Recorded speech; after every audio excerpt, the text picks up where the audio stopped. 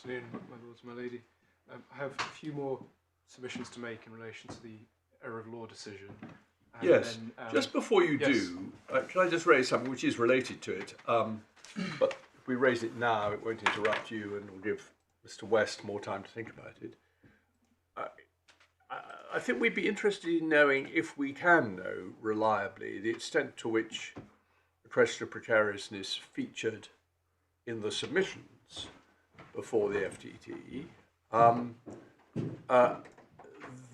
There are two potential sources that occur to us.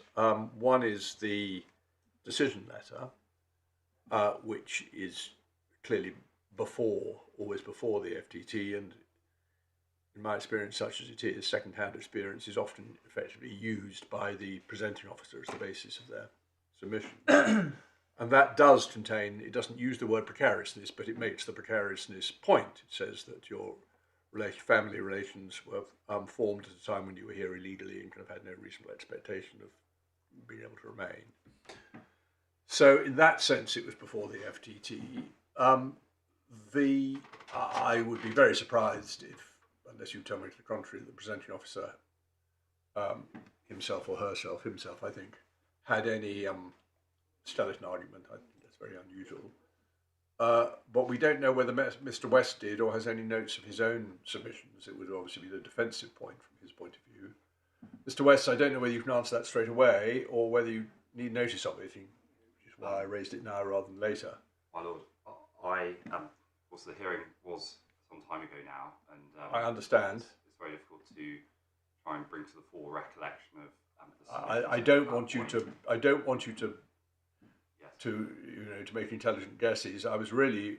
No. I think really what I was asking was whether you had a skeleton argument, which these days most people have things on their systems, or any note on your system of the hearing. But my lord, I couldn't actually remember this morning whether or not I had produced a skeleton argument myself. I did ask those instructing myself and Mr. Biggs, and there was a skeleton argument. It was of another counsel, albeit from same chambers, and I do have that document. I can have a look to see if there's any mention of precariousness or something. Or of the cases that refer to precariousness. Yes. Yes.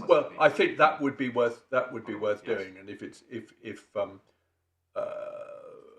you do find anything, and we obviously can rise from a minute or two if necessary, you can share it with Mr. Biggs, he can share it with Mr. Darbury. It may not take us much further, but I think it was all useful background.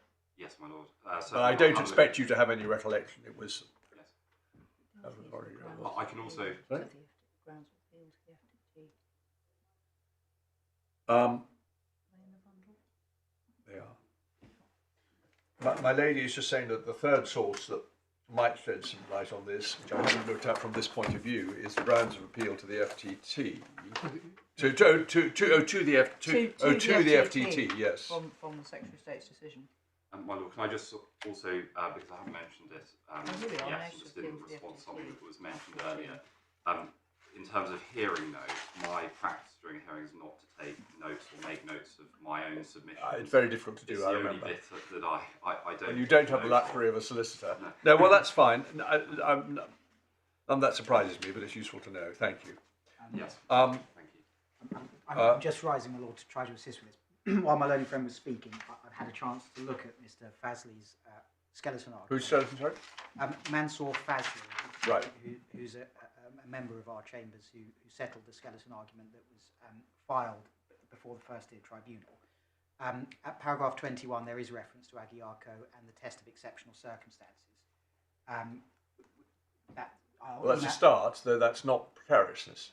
I don't want to steal my own friend's thunder. I may want to say something about it, but it does look as though that is the test that encapsulates the approach to precariousness that we look at. No, that's true, of course, and it has a whole section on precariousness. And what's quoted there is a press summary of the Aguiarco case that explicitly refers to paragraphs 54 to 60 of Aguiarco, which is the exceptional circumstances test. Well, that's helpful. I think.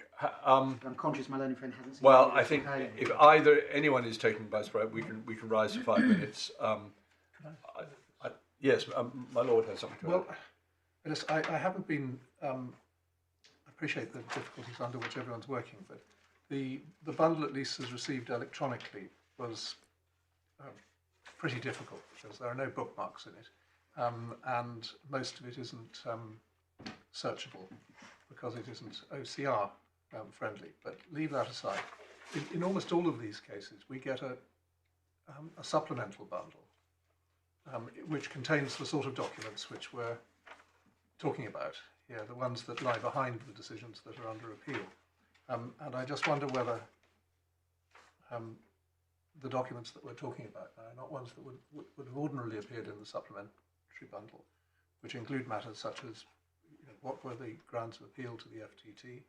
What we were told by the FTT that there were 2 bundles of documents, but those are simply primary materials, not forensic materials. But I mean, we really might have been assisted. It looks increasingly as if we would be assisted by having that basic information, which you've probably got between you. I imagine we can find what we have, yeah.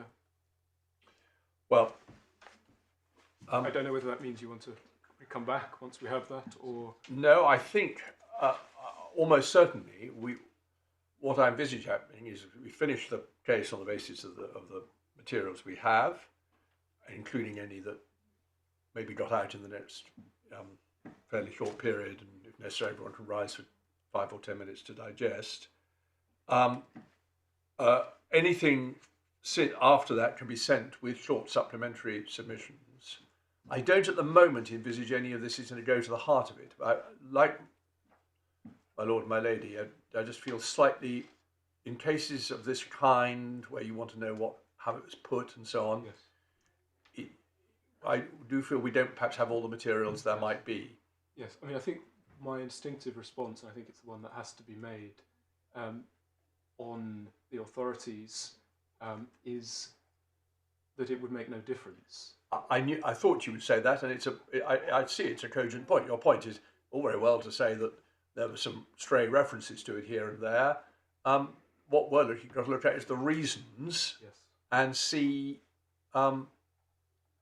whether overtly or by necessary implication the judge had regard to this point. Absolutely. And I think you would also say the fact that there may be references in the certain argument to particular paragraphs doesn't really advance the argument. If anything, You may or may not be right about that. No, I just think no. we will make a better Before I get too informed excited. judgment if we know everything, yes. No, or everything that can now be known. absolutely, my lord. You should have whatever you think you need to. And just, my lord made the point that he did about supplemental bundle. In many ways, I rather admired that, because too many documents. this is about looking at the core documents and Yes. whether there are mistakes of law in them. Having said that, it's a rare case in which there aren't some supplemental bundles and papers which are useful. Yes, I think there is one. It contains transcripts. That's all. Well, the transcript is actually being put into the core bundle. I think there's both of them, because there was a supplementary I have with a. Both in the core. They're both in the core. Okay, right. Well, I'm not sure why there was. Just a to be clear about supplementary this, as well. the transcript we have is the transcript of the hearing in front of the Upper Tribunal judge. Yes, and there's You another say- one of what's the the- judgment itself. Oh, I see. Yes, that's right. Yes. No, we've got those are in the core. Sure. I mean, I think part of the reason why, at least from our side, we haven't sort of sought to populate a supplementary bundle with things like skeletons at first instance is because our point is not about what was before them. Was it open to them on the evidence? Say, oh look, it was. I understand. If you were running a perversity point, we'd have to see all the evidence. Yes. But you're not. Well, enough of that.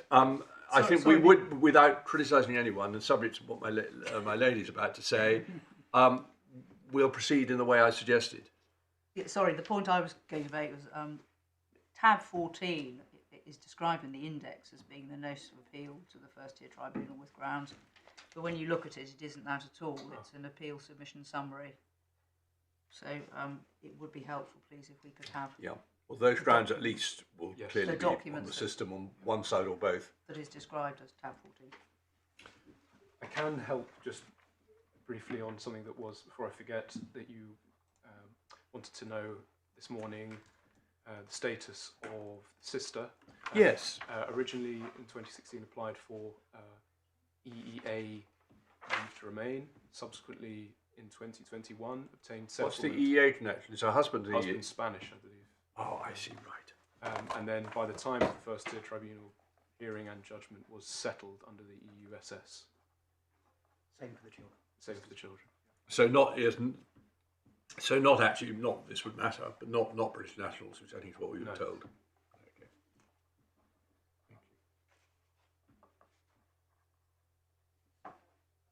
Thank you. But just to make some further points on that, because it helps on just making good, if you like, the error that I'm saying the Upper Tribunal is right to find. If it were the case that there were skeleton arguments setting out this principle, with reference to Jeunesse, say, and Regendran and Lal, it would only support my point. It would be double-edged to say everyone, yes, right. Everyone would have agreed how important it was and reflected the same, and still the tribunal would have failed. Exactly. I see how it can be deployed on both sides. But you do have this line of authority. It says we must assume that basic points of principle are well known to the tribunals. They're not required to recite them. Yes, well, thank you, Lord, for that sort of springboard, because in relation to recitation, I rely again on the extremely helpful, within the last week, judgment in Butt, my lady's decision in that case. If I could go back to it one more time. Yes. Paragraph 80. Although the First Tier did not recite the relevant legal provisions, did recite the relevant legal provisions, it did not approach them in a structured way or make reasoned decisions about them. So even if it somehow appeared, and it manifestly does not, notably absent, there isn't the application of it. So we're not in the territory of filling gaps. Yeah. But to move on. Yes, thank you.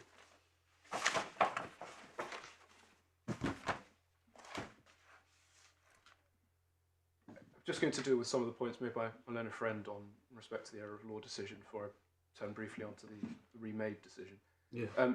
Reliance on, so the three judgments on essentially the deference you ought to afford effectively.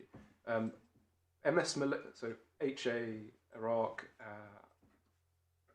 and Ullah, needn't say anything more about, quite well known. MS Malaysia at 34, which is Authorities 141, is, my learned friend relied on for a further point about evaluation, and the quote is, where the application of a legal standard, this is actually a quote from Lord Hoffman, involves no question of principle but is simply a matter of degree, the appellate court should be very cautious in differing from the judge's evaluation. As my lord has mentioned, we're not in an appeal from an irrationality decision. This isn't about evaluation. Appeals from proportionality conclusions have their own difficulty, but we're not in that terrain.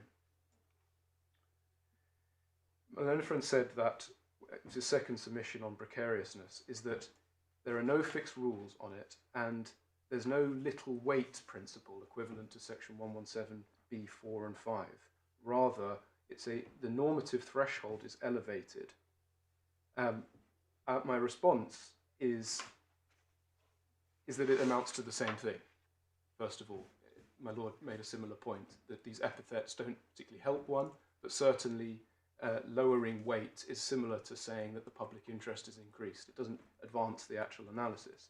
But most importantly, in discussion with my Lord Justice Underhill, where my lords said, when contemplating the underlying thinking in relation to the precariousness principle, you were wondering what's this about, what's the purpose behind it. You said, if there's no right to be here, that has very considerable weight in its own right, identifying one of the purposes there.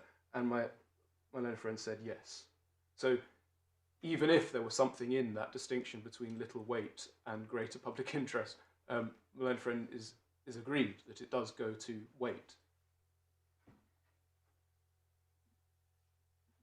Accordingly, the Upper Tribunal was entitled to find, paragraph 2, page 77 of the core bundle, judge does not correctly self-direct in respect to Article 8, and in particular at no point in the decision is there reference to the little weight to be attached to private and family life garnered in the context, as here, of unlawful and precarious status.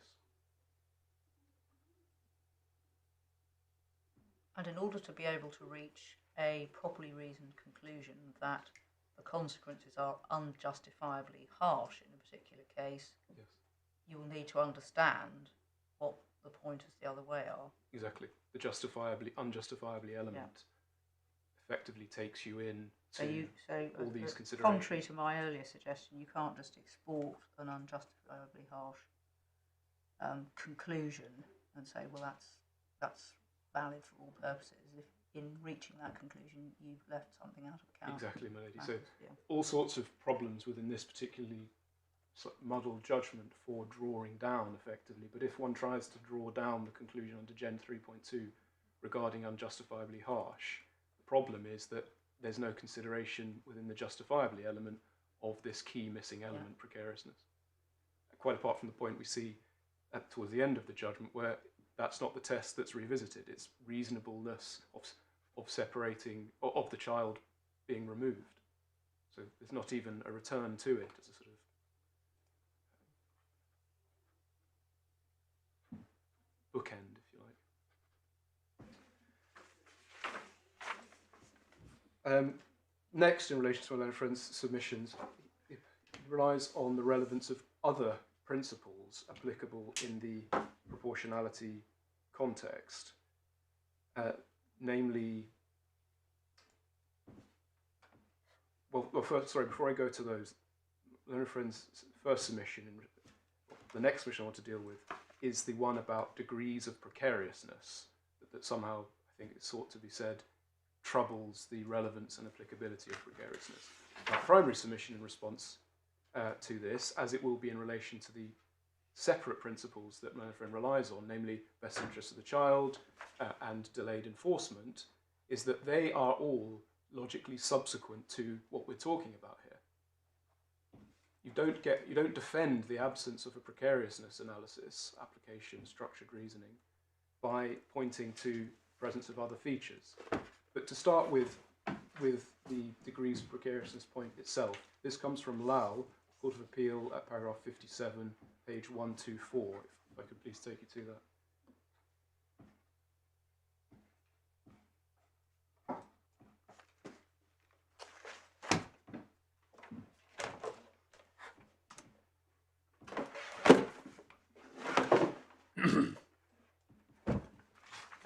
Sorry, what references did you say? What Page pages? 124, my lord, at paragraph 57.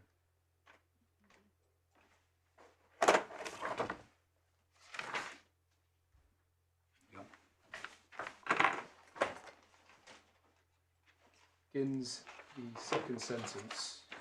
Clearly there are degrees of precariousness in a person's situation, ranging from, at the one extreme, someone who is in the country in breach of immigration laws and is liable to removal, through to, at the other end of the spectrum, someone who's been present lawfully in the country for some years and is on a pathway to settled status, albeit they just don't have the settled status that, strictly speaking, means you're not precarious. And why I go to the quote is that it particularly backfires for the appellant to the extent that it's relevant at all, given what I say about this is all subsequent to the key question, because the appellant is very clearly at that one extreme. Someone who's in the country in breach of immigration laws is liable to removal. So even if the tribunal had considered this point, applied this point, and got into the weeds of the degrees of precariousness, we can see how it would have gone for the appellant being at this one extreme. The broader principle, the other sort of separate principles, delayed enforcement and best interests of children, as I say, my friend points to no authority saying that these somehow remove the relevance of the precariousness principle, so they can't be any defence, if you like, to the absence of consideration of that. But the further point is that to the extent, and it's unclear how it can bite on the very narrow error of law found by the Upper Tribunal, that delay is shown by E.B. Kosovo to be not an inherently pointed in one direction principle.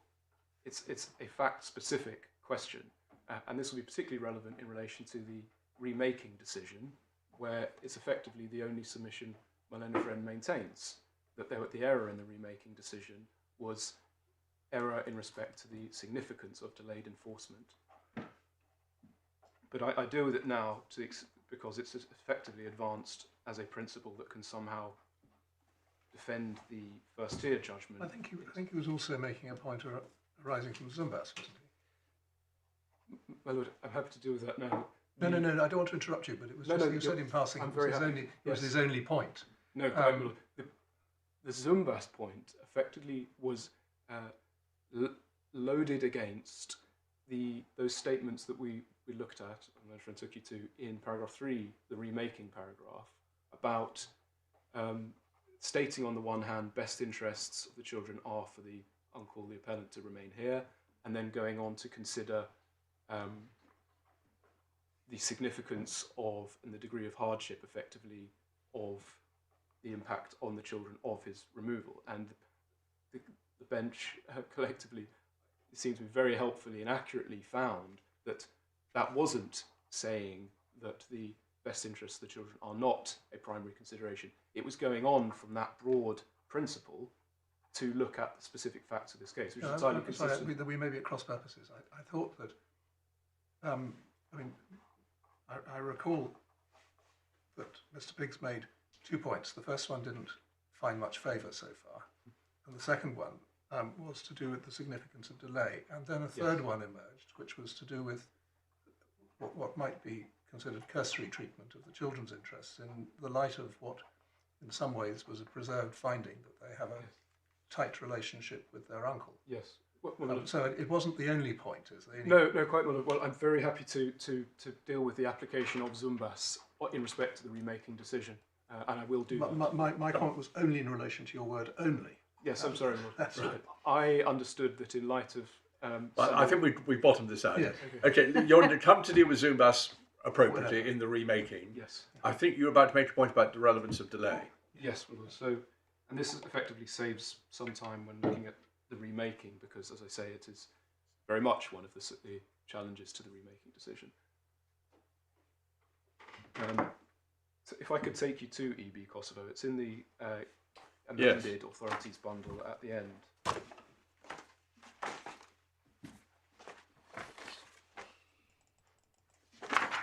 And the two key judgments are from Lord Bingham and Lord Brown. Lord Bingham's, if I could start with paragraph 14, which is on page 333.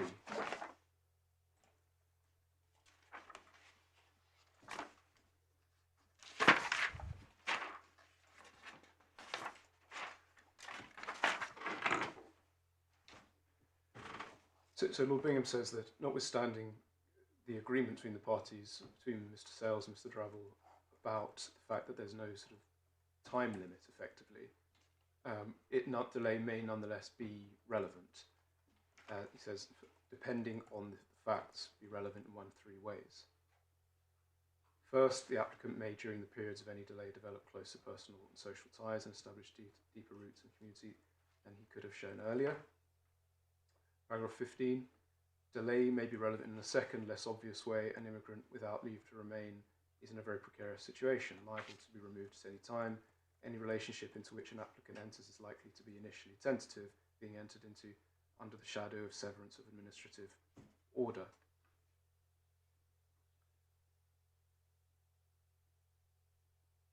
And then Lord Bingham adds a third consideration at paragraph 16, which is essentially about dysfunction that may exist in the immigration system in actually carrying out its enforcement functions. I mean, the way I've seen this is that the first factor is the longer you're here, the deeper your private life may become. Yes. The second one is relationship directed. Yes. I mean, actually, relationships can be an element of personal life as well, but friendships and so on, but it's more obviously family life related, and says that relationships will be are more likely to be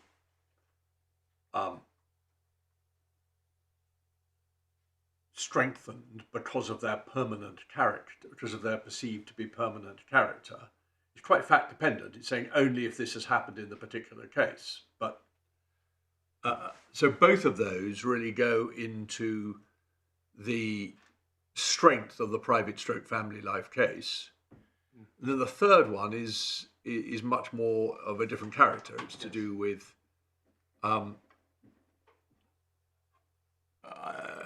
whether you can really put a lot of weight on a public interest, whether public interest produced a shambolic system. Yes. Which it was at the time of these decisions, as we all remember. I think that's a fair characterisation. Yeah. Could I turn to... Perhaps that isn't very helpful, but I just want to get it out there because that's how I... Yes, no, absolutely. And the second is perhaps particularly relevant because it's a relationship point. Yes. To go to the start of 15, an immigrant without leave to remain is in a very precarious situation, so that's what we're talking about. Liable to be removed at any time. Any relationship into which an applicant enters is likely to be initially tentative, being entered into under the shadow of severance by administrative order.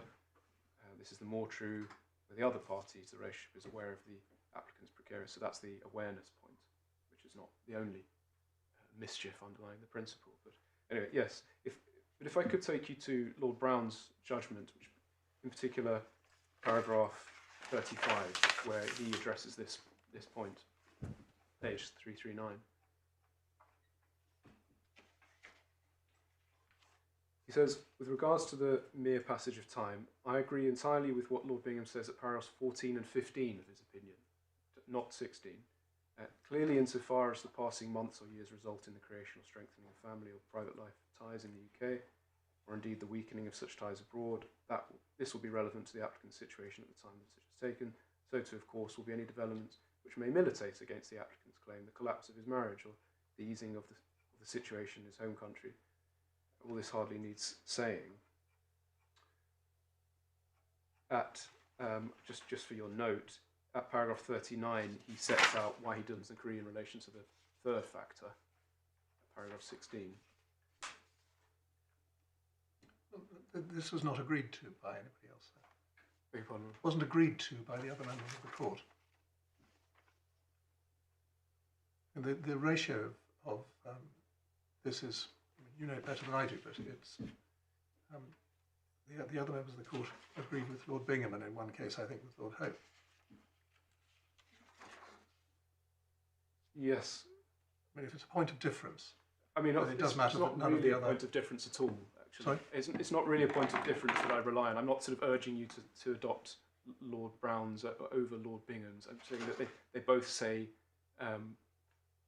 useful statements on this question, and I'd add to that in relation to from Lord Brown's judgment at, in particular, paragraph 37, 38.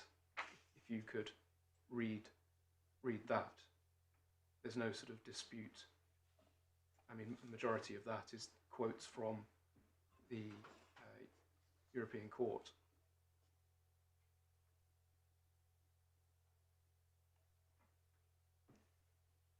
Quite a long paragraph 38. If you could please read that.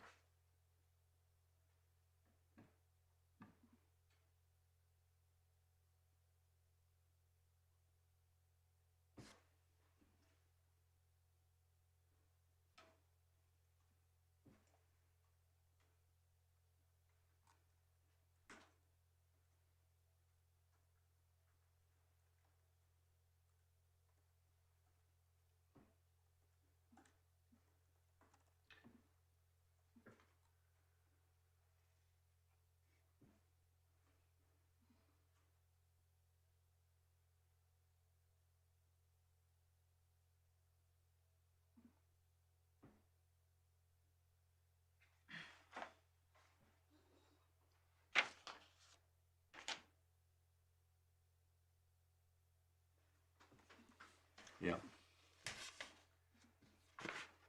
So, just for completeness, yes. Lady Hale does deal with the question of delay quite shortly, but I think you can pick on a lot of phrases which aren't quite the same as Lord Bingham's, but effectively it's the same as Lord Bingham, and she obviously didn't think it was different.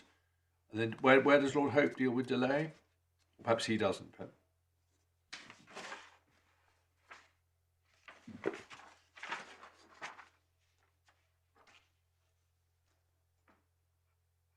26, page 337. Yes.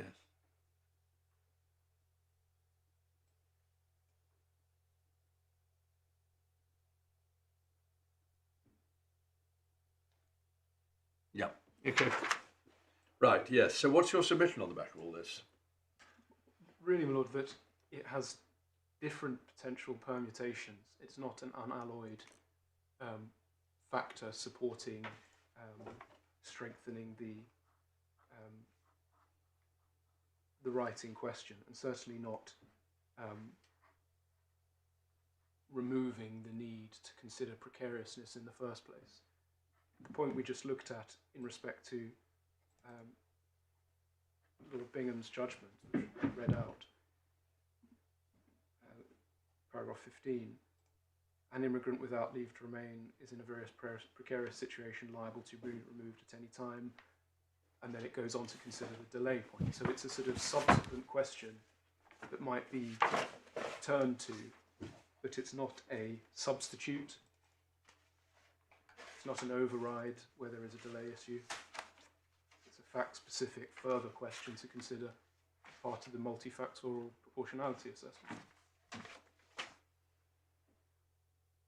And one where the reasons given by Lord Brown, who's agreeing with Lord Bingham on this point, so they can't really be separated and Lord Brown relegated, explains further reasons as to the caution to be adopted when considering the delay question. Except to go back to my Lord Justice Peter Jackson's point, none of the other members of the court agrees with Lord Brown's approach. So they must have perceived there to be some difference between the two approaches. Well, lady, I understand the difference to be 3 factors versus the 2, not Lord Brown's further sort of consideration of the question on as respect to the second factor. But I mean, I don't want to belabor this point. No.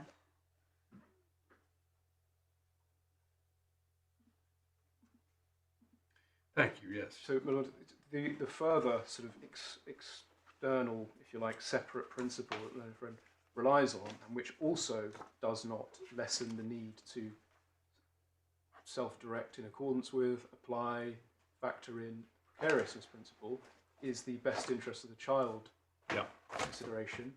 My learned friend relied on CAO and Secretary of State, the Northern Ireland case. Well, only in the sense that it's set out. Contains Zumbas, I think. Yeah. Is the point. Yes. But the obvious point in response is that if that's all it is, it certainly isn't, and no authority is sought to be derived from elsewhere. For a principle that the precariousness principle, this important consideration, as described by the Grand Chamber and adopted in Agiaco, loses its importance or is overridden by the presence of that factor. And that would be very strange, given that they quite often share space on the facts of the case. But if we want to see just how they dovetail or they might feature alongside each other in a classic Article 8 case, we need look no further than Jeunesse itself, page 256, paragraph 109. So immediately after that paragraph, you've been taken to by both of us on the importance of the consideration, the Grand Chamber go on to consider the best interests consideration. So the two principles are happily alongside each other. So it makes no difference, doesn't save the First Tier Tribunal by the fact that that was also an issue here, that it was also a children's case.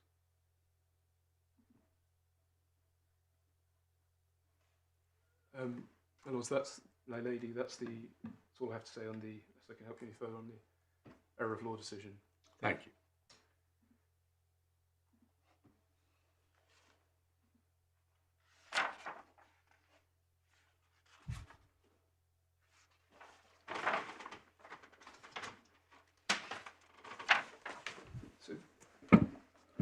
I'll be comprehensive in case I've unfairly whittled down what I thought was still being pursued. No, of course, no, best safe than sorry.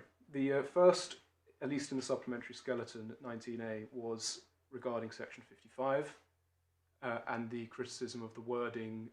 Let's go to the Upper Tribunal's judgment to remember what we're talking about. Yes. It's page 79, paragraph 3. Just one moment. I'm sorry, it's not. No, I just want to check something else before we moved on. I had one other error of law point. I was just checking my mind before I changed focus.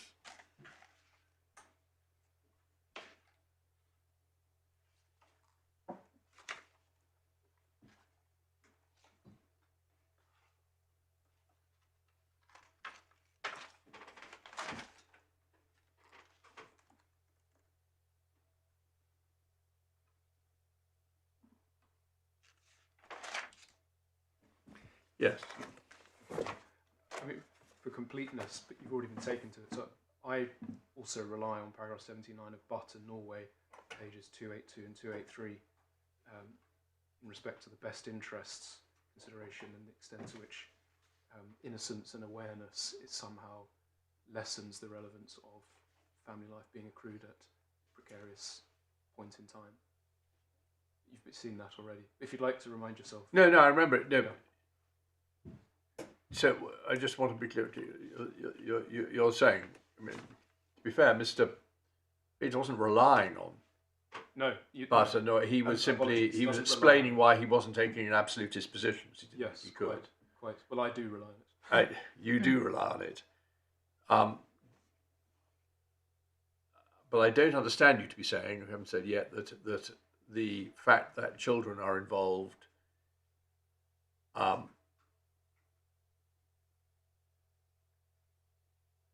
is irrelevant. No, quite. The structured way to explain this, the relevance of this issue is, first, as I keep saying, that these considerations are either adjacent to, separate to, not a dilution of the precariousness principle. Secondly, that when one looks at the separate question of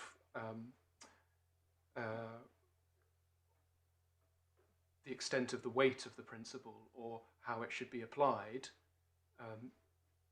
that might be relevant, but the extent of its relevance is limited by the fact that that's not the only rationale for the principle awareness. It's not simply about you knew what you were getting into, etc. It's also this fait accompli point. It's the what's stated in Butt and Norway. If it helps, I can read from it. It said,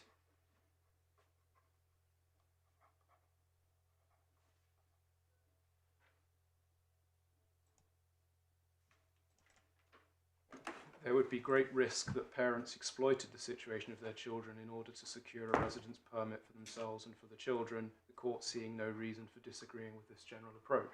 Yeah. So that is the fait accompli point. Really. It's effectively the fait accompli point, yeah. So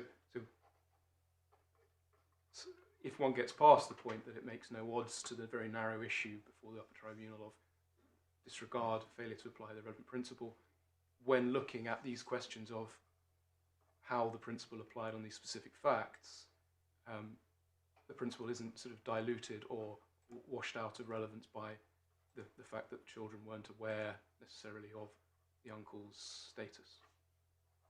I hope that's clear. But going back to the remaking judgment, yes, or starting the remaking judgment, as I say, the first submission is originally was in relation to section 55. I was going to take you to the Upper Tribunal's judgment. My friend relies on the statement beginning, whilst that is sufficient to find that it's in the children's best interest. It's helpful to read the prior sentence because they've given the use of the word that. That's referring to previous sentence where Mr. West was right to acknowledge before me in the context of having two parents in the household, his assistance with childcare and support with the children cannot be characterised as parental but rather a close uncle relationship. But then begins the correct self-direction in relation to the best interest principle. Whilst that is sufficient to find that it is in the children's best interest for him to remain United Kingdom, and then the deputy judge proceeds to consider the specific facts of this case. Namely, I am not satisfied that the position of the children would be so detrimentally affected in the event that he were removed that it should be a significant or dispositive factor. That the it then is the detrimental effect. It's not reversing what's just been said in the same sentence about best interest consideration. And I believe that the bench sort of fairly saw the same in their reading of it when my learned friend was making submissions. And now to turn to, after some trailing, how Agiarco applies here, because it actually assists and supports what I'm saying about that. I wasn't Yes. reading it the same way as you. I think the it refers to the position of the children. Yes, it's all about the Yes, children. no, but I mean absolutely. specifically.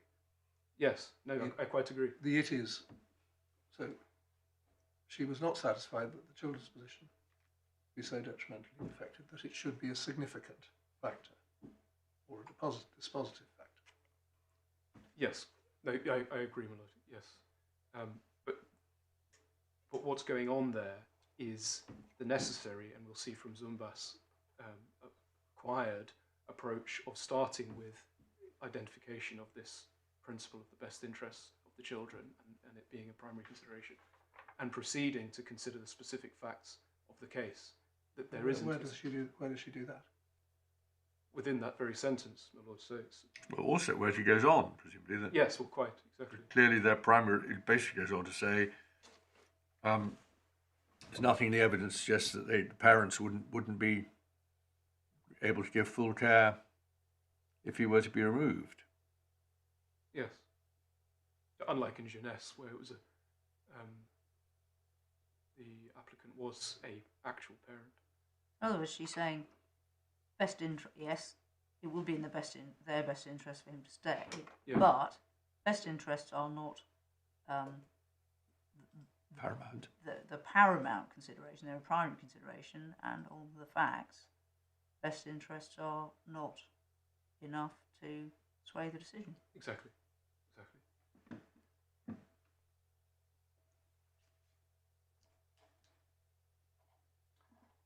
If I could take you to Zumbas, we haven't got it in the bundle, but it's set out in CAO at 51, page 27 of the authorities.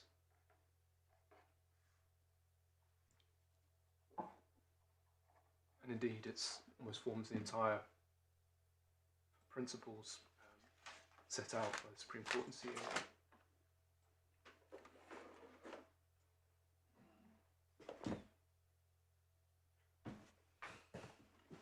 Page 27, paragraph 51.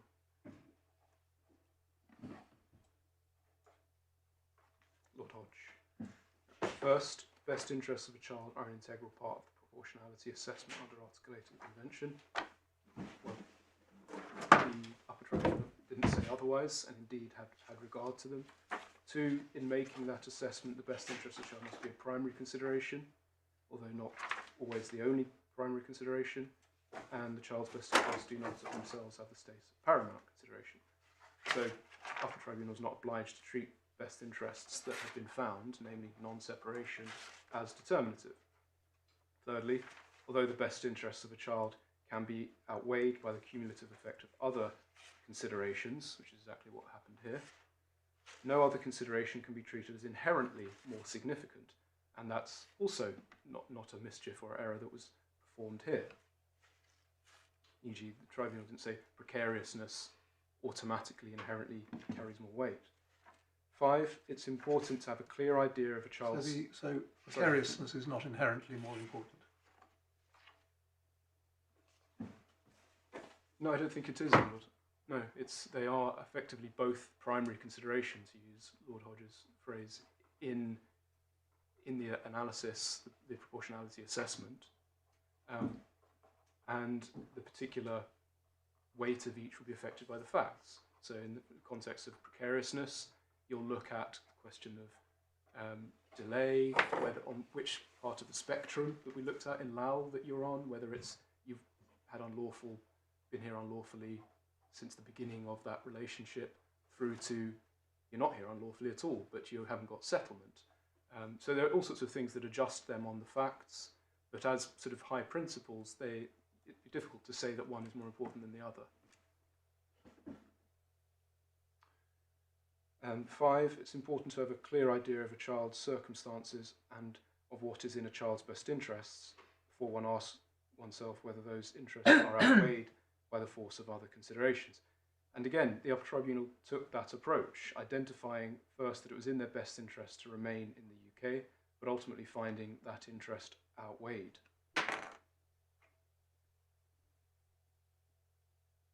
When you say ultimately, you mean in the same sentence?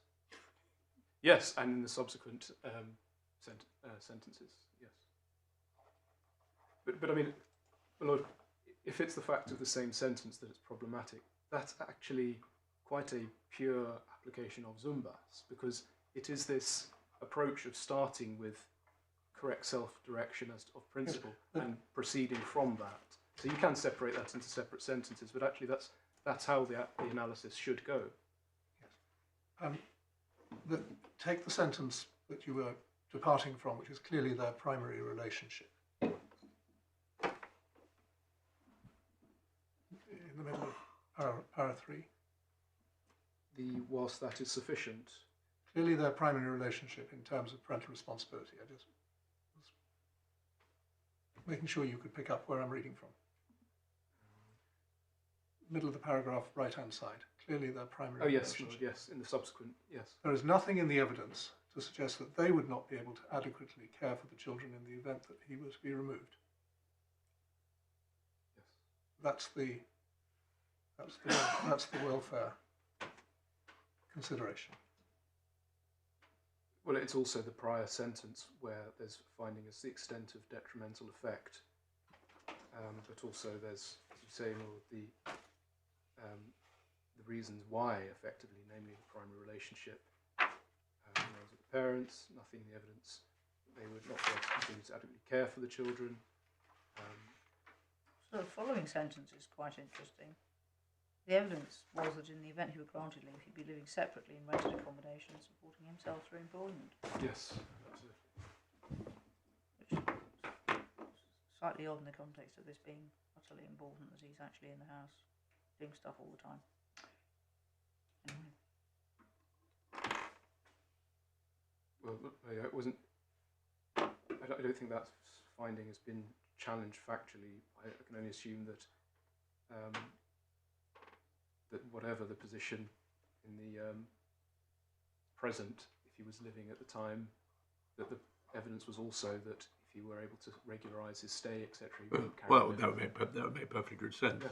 There was obviously quite a lot. We haven't seen it. There's quite a lot in his witness statement about how I can work as a butcher, and presumably in the context of that, he said I'd set up home and away. Anyway, there we are. But a relevant consideration. No, but as you say, there's no challenge to that as a. Yep.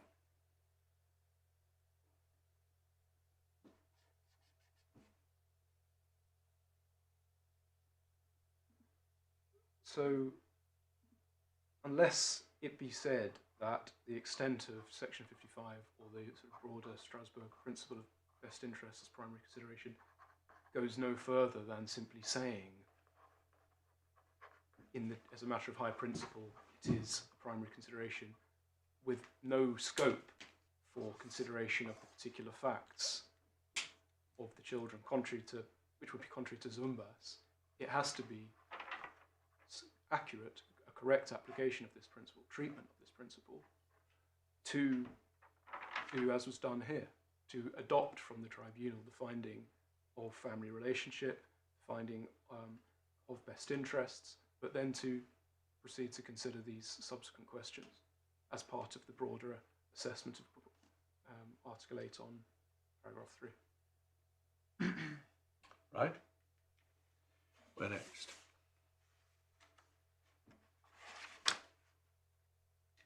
I should also say, my lords and my lady, that in relation to this part of the case before you, the remaking judgment, the principles that my friend relied on at the outset regarding the approach to a fact-finding tribunal, not just a fact-finding tribunal, but a specialist tribunal. Yes.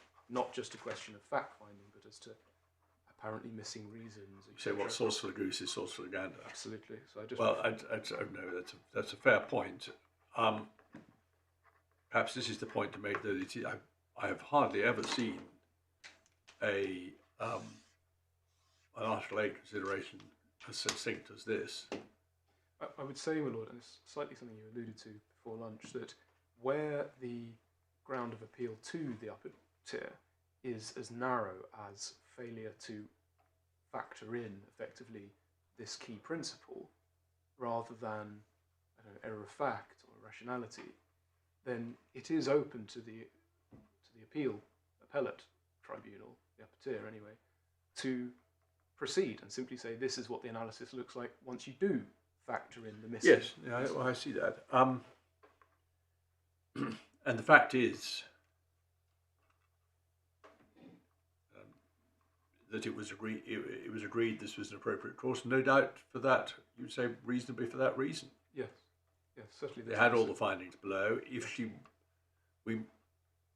no reference to them, but we forget my speculation about the record of the proceedings. She certainly had the witness statements. Yes, and you were taken to the transcript, which records that I adopt the factual findings.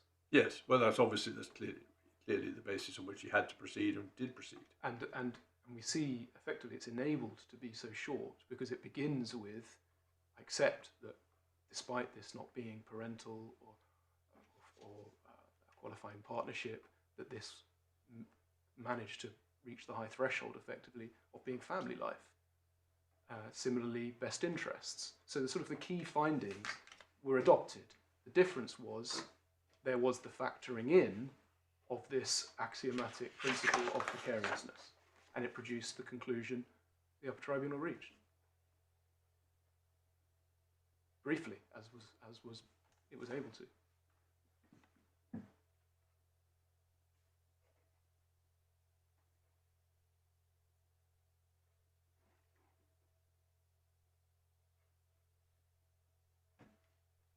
Okay. The second challenge was in relation to delayed enforcement. Yeah. I've taken you to EB Kosovo, and essentially my submission, I say that the principle I say you should derive from it, or its bearing, is that it's particular, whilst it's relevant, and we see it considered in the final sentence of paragraph 3, there was no sort of error in the application of that. There was no particular conclusion that rationality demanded in respect to that.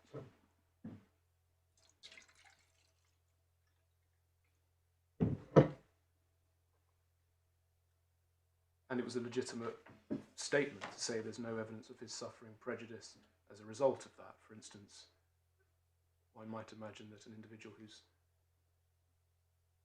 I don't know, living in destitution or street homeless pending the Home Office attending to them, say. It was a finding that was open to the tribunal. As was the relevance of it being open to him to leave. And then there was a weighing, namely, not a matter which weighs significantly in reducing the public interest. EB Kosovo doesn't demand otherwise. And it's also relevant to note, but perhaps one more time in my submissions, that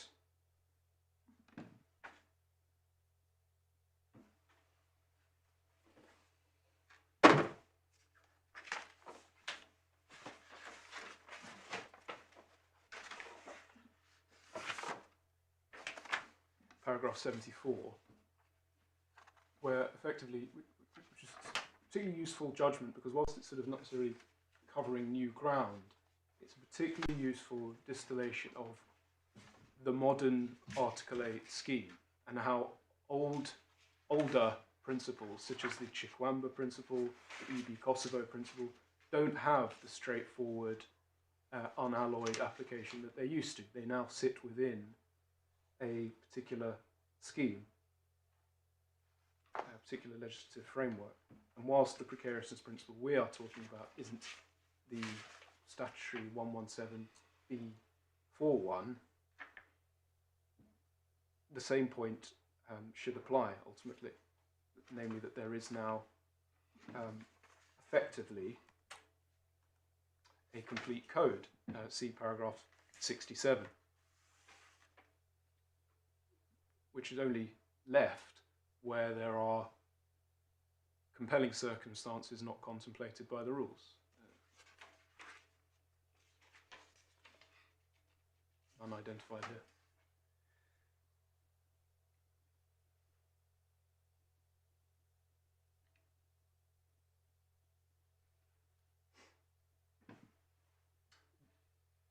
The third and final submission made against the Upper Tribunal's judgment was in respect to the tribunal saying that English speaking ability and integration were neutral factors. And again, I'd rely on Lord Justice Underhill's statement that effectively that's entirely accurate, because that's how 117B2 and 3 function.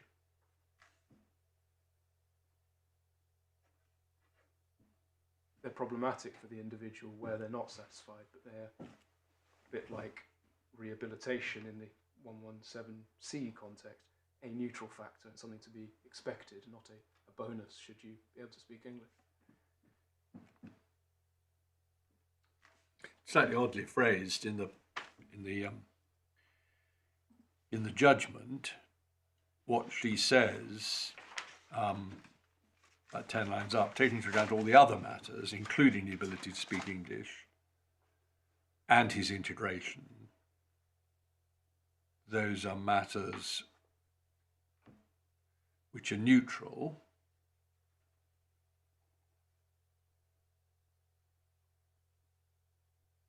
In terms of the appellant's ability to sustain himself financially, it's likely he'll be able to be self. I mean, where does that point go? What's she addressing? She's saying that's neutral too. Yes, yes. I think that's the correct. It's unclear why she need to make a finding about it. Quite sort of reasoning from the neutral conclusion. Okay. Previous Yeah. Right.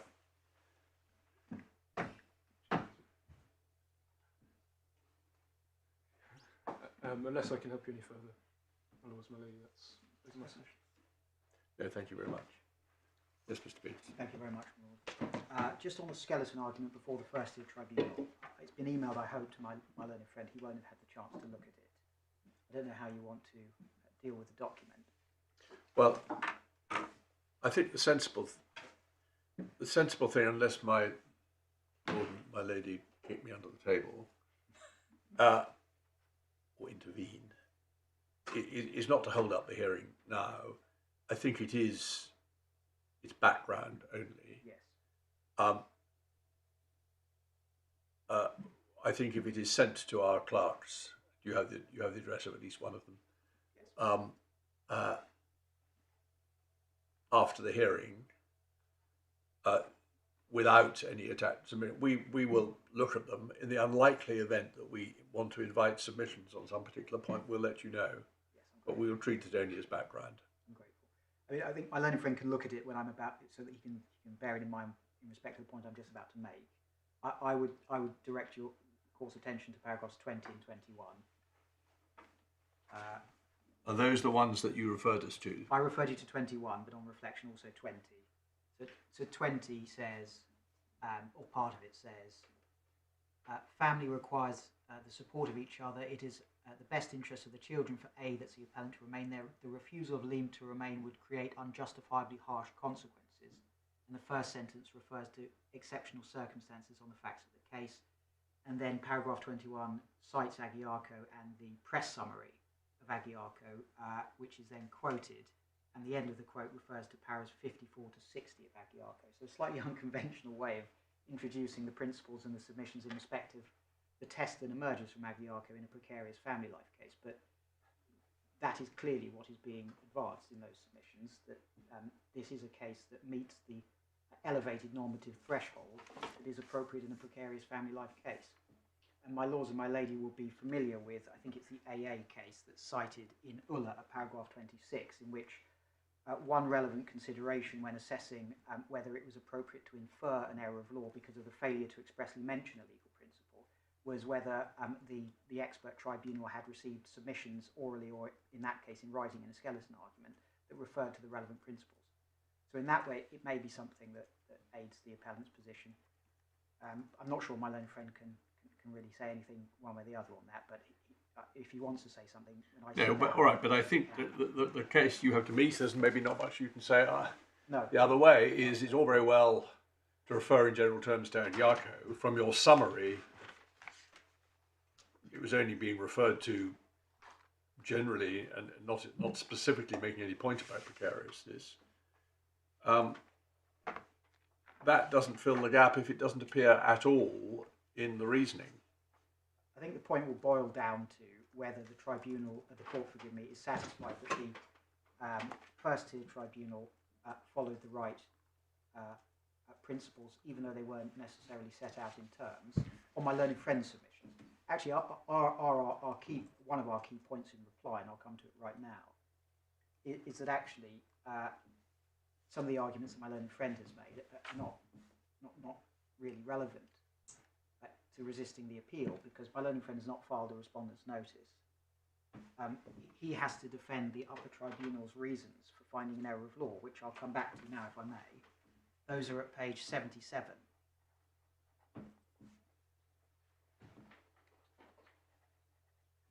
Of the pagination of the core bundle, paragraph 2 that we spent a bit of time on.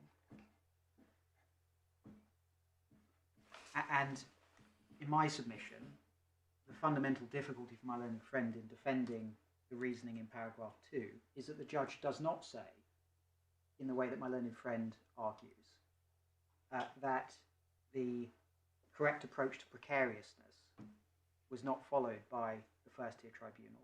What the judge says is much more specific than that. And that's apparent from the text 4 lines down, beginning, the judge does not. The judge does not self-direct in respect of Article 8. Now, pausing there, that can't be enough on its own to provide any reasons. So we have to read on to see what the Deputy Upper Tribunal judge means in that regard. And in particular, at no point in the decision is there reference to the little weight to be attached to a private and family life granted in this context, as here, of unlawful and precarious status.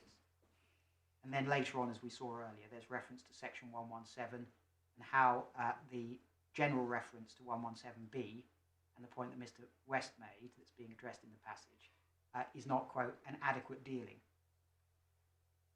So what the learned judge is saying, and this is entirely consistent with the way the grounds of appeal before the Upper Tribunal were drafted, and my learned friend took you to, I think, paragraph B under ground 2.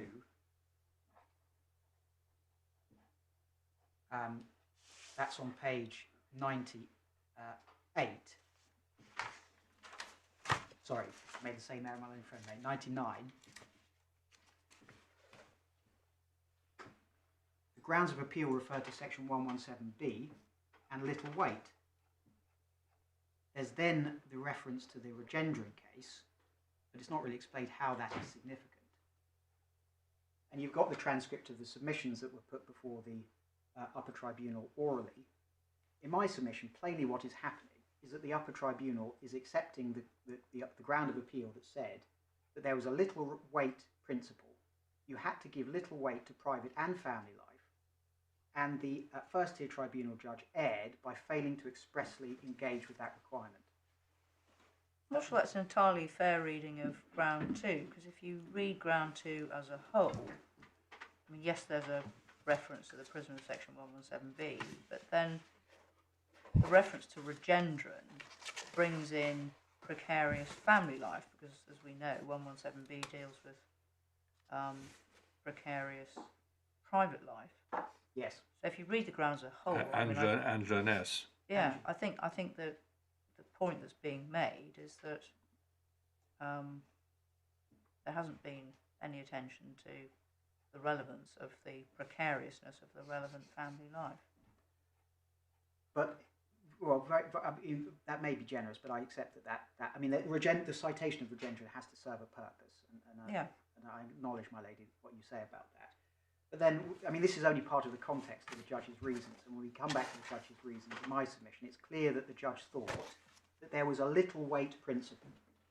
Whether that's because the judge thought section 117b4 and or 5 provided that principle and had to be engaged with, or whether because the judge thought that the little weight principle was applicable because of the wider precariousness concept in the Article 8 case law, doesn't really matter. The learned deputy judge, at page 77 of the core bundle, clearly, in my respectful submission, is referring to the First Tier Tribunal as having erred because the First Tier Tribunal failed to appreciate and apply the requirement to attach little weight to private and family life.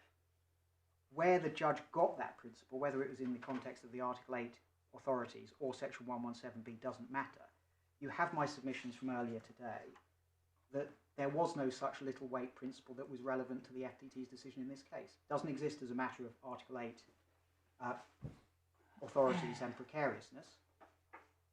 And just to be absolutely clear about that, because it's perhaps a central point, can I ask you to go back to paragraph 64 of Regendre allow for that?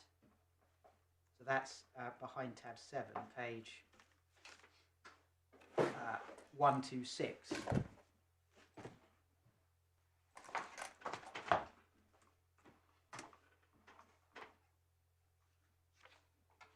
And this was responding to reliance on Regendre by Mr. Malik, the Secretary of State. Essentially the same point that my learned friend makes, or at least a similar point, and appears to have been the point at least that was made to the Upper Tribunal judge below by reference to Regendre. You get to the same little weight principle outside of 117b through the concept of precariousness. In the second sentence of paragraph 64, the Court of Appeal says no, there isn't a legal requirement there. And then it goes on, importantly, to explain in the sentence that I asked you to look at before lunch at line marking H and following, that the point is that what weight it is appropriate to give to such a relationship in the proportionality assessment, that's a relationship that falls within precarious, a precarious family life relationship, if you like, depends on the particular circumstances. The relevant circumstances include various factors. Yes, but and one has to do a little bit of explaining for the judge, but might she not be, and I think this is what Mr. Tarbury is suggesting, simply using little weight as perhaps a slightly inaccurate or over-precise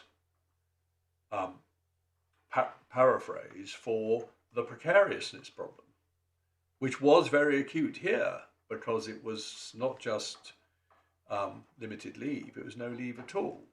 Yes, well, so the phrase little weight, though it doesn't actually appear in the case law and isn't a general rule, is a fair enough rule in the circumstances of this case, fair enough summary of the point, labelling of the point in this case. And all she's saying is, we don't see that considered. Well, the learned judge, with respect, does not say that. The learned judge says that there was a failure to apply a requirement to attach little weight. Yeah, no, well, I see that. And the point that's being made in Lal at paragraph 64 is actually that's not the requirement, because the weight of public interest and family life has to be assessed in the circumstances of the particular case, having regard to particular factors. Length of the relationship is one of them that's highlighted there. And that, and I'll come on to this in a moment, that's exactly what the First Tier Tribunal did. But so the judge is erroneous. The Deputy Upper Tribunal judge is erroneously criticising the First Tier Tribunal for failing to apply a little weight principle that just was not applicable. And so even if my learned friend is right that there's a wider precariousness principle, which he says the First Tier Tribunal judge didn't apply, that is not what the Upper Tribunal judge is. Yeah, okay, well, we have the point, yeah. But turning to that point, the wider precariousness principle that my learned friend says was not properly applied, in my submission, that is wrong. The learned judge in the First Tier Tribunal essentially followed the approach that was required, that was recommended in Lal at paragraph 64. So the judge recognised the immigration status of the appellant and the relevant facts and circumstances, and then looked at particular factors that were relevant to her assessment of the weight of family life and the public interest in the instant case. That is the approach that this court said was appropriate and required at paragraph 64 in Lull. And my learned friend has attempted, during the course of his submissions, to make various criticisms of the First Tier Tribunal's assessment. But standing back and being fair to the tribunal, bearing in mind the tribunal's an expert tribunal, in my submission, the approach and the reasoning of the First Tier Tribunal was sound. The judge assessed the weight of family and private life, having regard to relevant considerations and factors in her that were important in her assessment, and reached a sustainable conclusion having done that. And the judge followed the structure recommended in Butt, as I read my lady's judgment in Butt, of looking first at the immigration rules and the unduly harsh test, and then looking at relevant factors in respect to the weight of the family life in the case at hand and the weight of the public interest, and then coming to an overall conclusion. Now, if we were rewriting the First Tier Tribunal's judgment, we might say that there could be a more coherent structure in a sense, but ultimately, reading the judgment as a whole, that is what the learned judge has done. And as I explained before lunch, precariousness effectively gets you into the exceptional circumstances territory recognised in the Strasbourg case law, and it leads to the application of a heightened normative standard, the unjustifiably harsh test, and the judge explicitly applied that test in respect of Gen 3.2, and then took into account relevant factors in the rest of the analysis in her judgment. So in my submission, there's nothing to my learned friend's argument from principle, even if that is the basis of the Upper Tribunal's decision in this case. And finally, even if all of that is wrong and we get to remaking, in my respectful submission, the Deputy Upper Tribunal judge's remaking decision just cannot be sustained. The point I've made about best interests in writing and orally focused on that particular word, significant. And I don't concede that that was a wrong focus. But the point that I'm seeking to make is that the learned judge just failed to properly assess best interests applying the Zumba's principles in their very brief reasoning. And that point, I think, is effectively confirmed by my learned friend's arguments. The learned judge recognises that the best interests for the children lie in the appellant remaining in the UK, but then effectively goes to discount them from the assessment of proportionality. What the learned judge had to do was to treat that best interest finding as a primary consideration, and then balance other factors in the proportionality assessment against it. The learned judge didn't do that, in my respectful submission. And my learned friend's arguments about EB and delay, in my submission, also only serve to show that the Deputy Upper Tribunal judge erred in respect to that principle.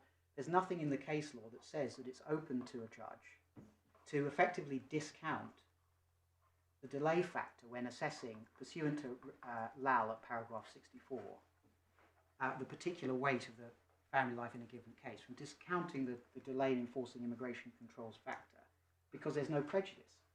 That's not a factor that's recognised in EB. And so that's a clear error, we say.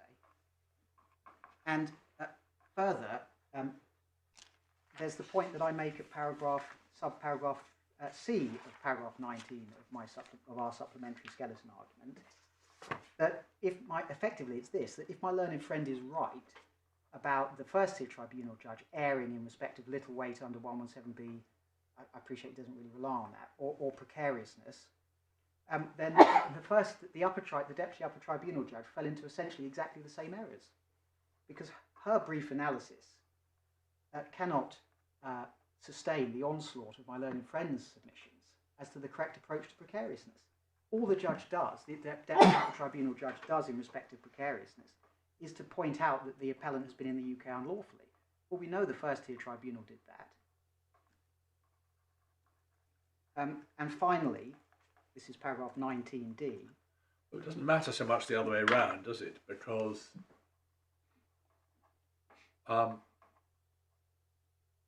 she doesn't refer to precariousness, but if she had, it would only have strengthened the reasoning that she gave. Well, I think that's the fundamental flaw, with great respect, in my learned friend's approach. The answer to that is not necessarily, because the weighting isn't hard-edged. It depends on a particular assessment of all the relevant factors. And that's what the First Tier Tribunal judge did in a way the Secretary of State clearly vigorously disagrees with. But the Upper Tribunal had to show its working too, if it's necessary to go into more detail as to how to apply this so-called precariousness principle. So what's sauce for the goose is sauce for the gander. And finally, sub D of paragraph 19, because of the brevity of the Deputy Upper Tribunal judge's reasoning, it's just not clear how the judge undertook the weighting exercise in respect of various factors and considerations that we know from Lyle at paragraph 64 is necessary in a precarious family life case.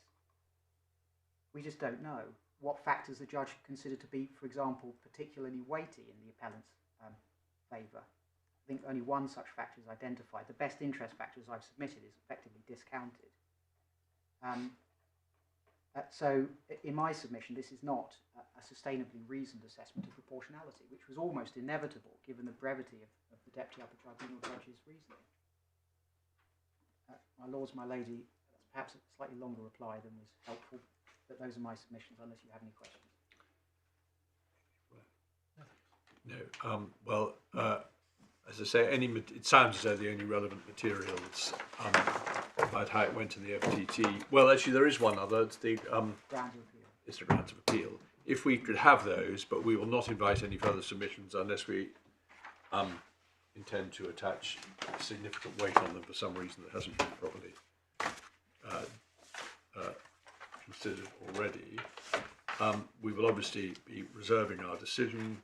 Judgments will be circulated in draft in the usual way for the purposes identified in the Counsel General for Wales case, and they should not be circulated beyond the parties or anyone else who needs to know for those purposes. If they are inappropriately circulated any further, there could be quite serious consequences. Thank you both. We found the argument on both sides very helpful.